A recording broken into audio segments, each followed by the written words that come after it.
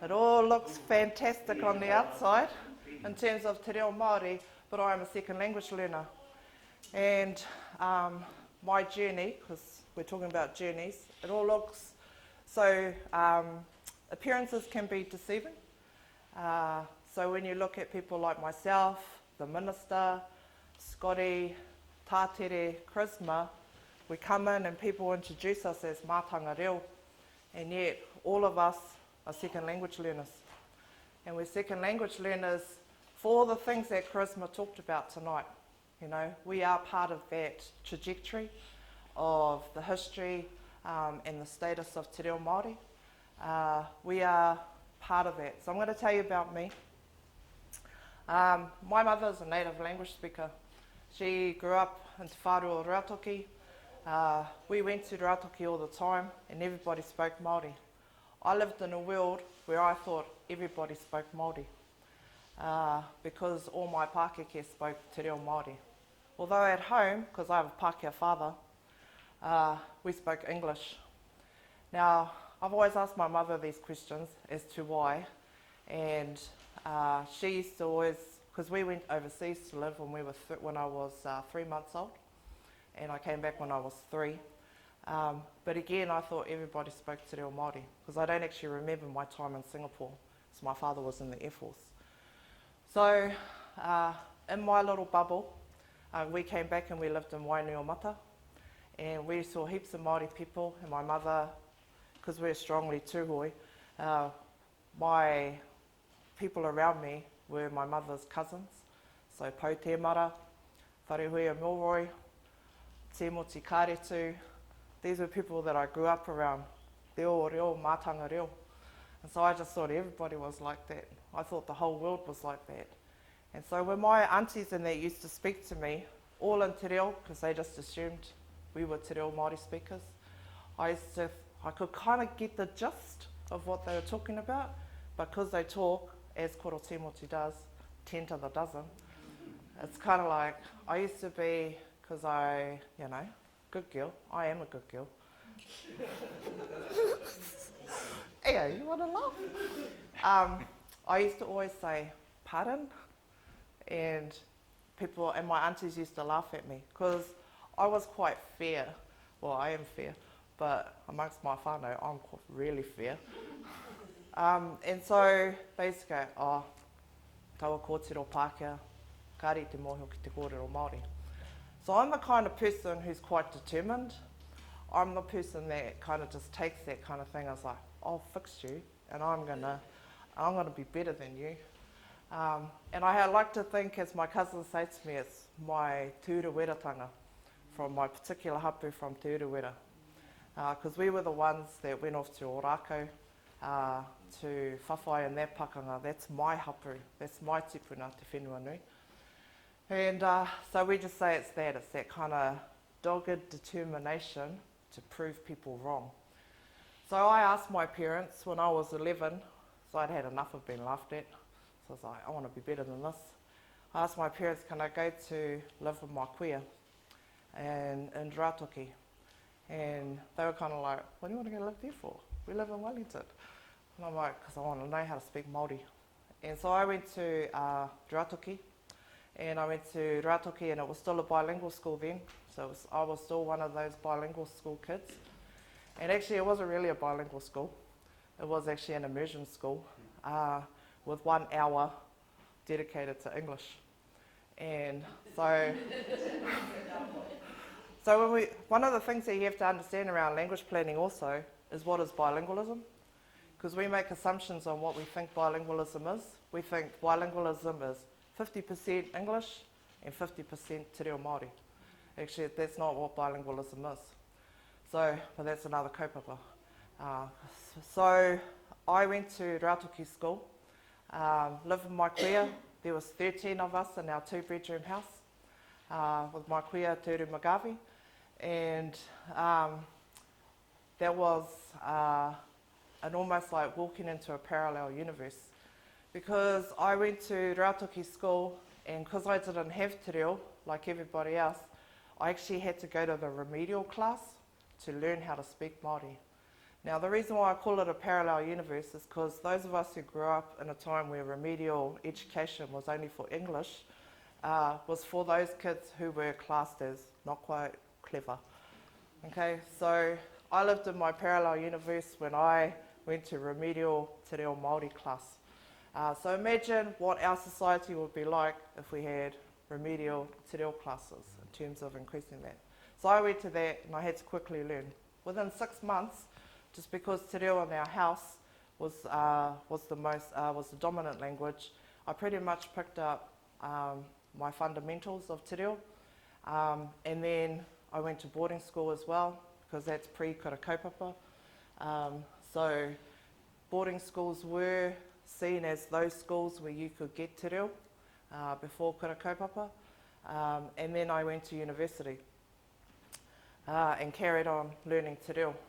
So my actual learning of te reo was partly around becoming critically aware, wanting to have that status, acquiring it, and finding ways of acquiring it. And of course, building up my corpus meant all in my environment so that I was able to use te reo. So my planning at 11, which was pretty random, of course, because I want to go live with my nan, partly because going to live with nan also meant all the benefits it means when you live with your grandparents. Those who have been raised by their grandparents will understand and appreciate what it is to live with your grandparents, because you got away with blue murder most of the time. You got more lollies than most other kids. You got the black balls at the marae from nan, and all the things and the love and environment around that. So that was my plan at 11 and continued on through that. One of the things, the misconceptions around acquiring language is that we should get it overnight. Which is why around acquisition that Ruakere talked about, we make assumptions that we can acquire language overnight or in very short periods of time. So sending our kids to kohanga and expecting them to be fluent as Scotty is one of those misconceptions. When language is actually takes a long time, it's a lifetime of learning. So how many of you know what the Taliban is? How many know what it is? So you hear about it, okay, so a few hands, a couple of. How many of you know what Brexit is? That's because you read it on the auto cue, ne? But these are kind of words and concepts that come up in the news, in our mainstream, and we sit there and we go, oh yeah, I know what that means. But do we really know what it means? But we have to go and find out what it means. We have to kind of do research, we have to understand, and yet we take it for granted that we don't know what it means. So then we have a lot of criticism around second language learners, like for example Scotty. He will put out the words, and our Pākeke, my Pākeke particularly, are the quick to say, oh, no ia hoki tēnā kupu. Nā te taurawhiri e nei kupu, ka kore aro, all of the criticisms that we throw at people when we come up with new terms and new ways of thinking about language, and then it's a bit, but we don't think about that in English. We let Peter Williams talk to us, and he throws in about 4 or 5 words that we don't really know what he's saying, but we get the gist. We follow the gist, ne? So when we're thinking around language acquisition and how we as parents or as teachers or as broadcasters, we have to plan the way we put that language, we think about language and acquire language and incorporate that as part of our use. Nāwai, tūrau Hawaii, everybody knows it. Because Scotty introduces it to us, everybody knows what it means. They might not necessarily know what it always means, but they want to use it.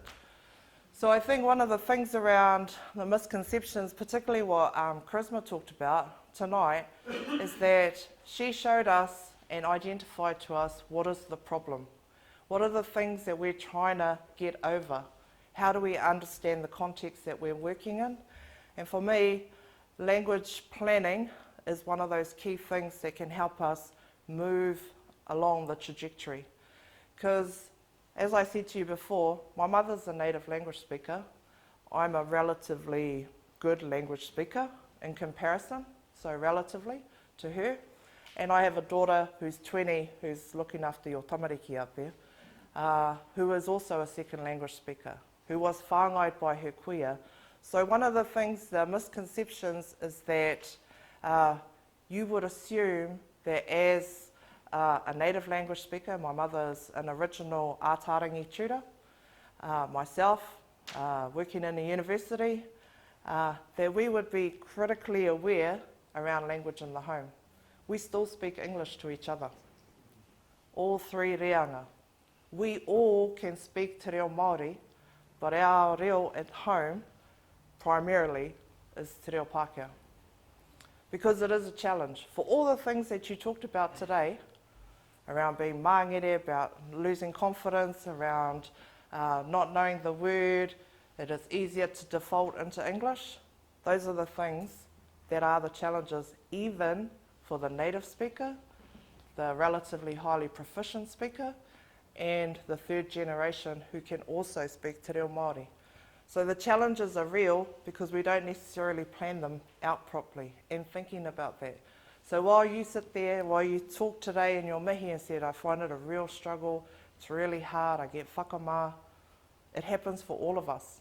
As a second language speaker, it doesn't matter how proficient you get because this is lifelong acquisition.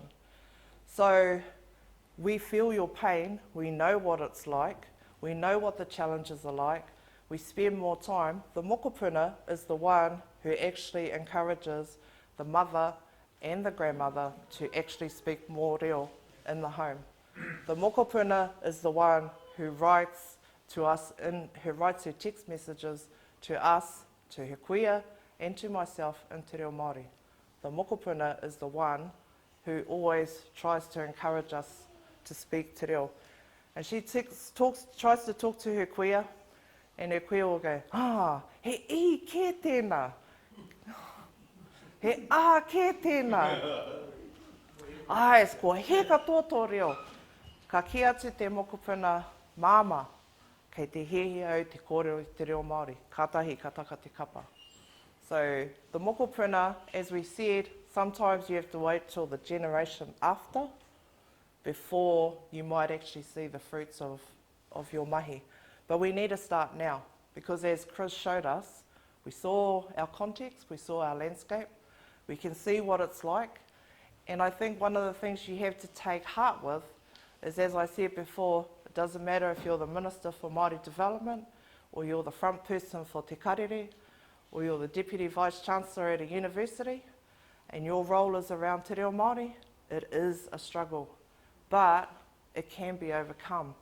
And you being here today is part of that shift, shifting you into the space to know that, you know, you might have walked in here and thought, oh, there's Scotty Morrison, there's Ruakere Hon, oh, the minister's here, oh, Tātere's here, Charisma's here, you know, and thought, oh, it must just be easy, just falls out of their mouth just like that. Engari anō mō tēnā, ia rā, me whakapau wera wera. But it can be done, because you've started your journey today with us. Hopefully by the end of it, we'll give you some practical tips that you can apply in your home so that you are working on continuing the trajectory of second language speakers and eventually creating the new generation of native language speakers. Kia ora tātou.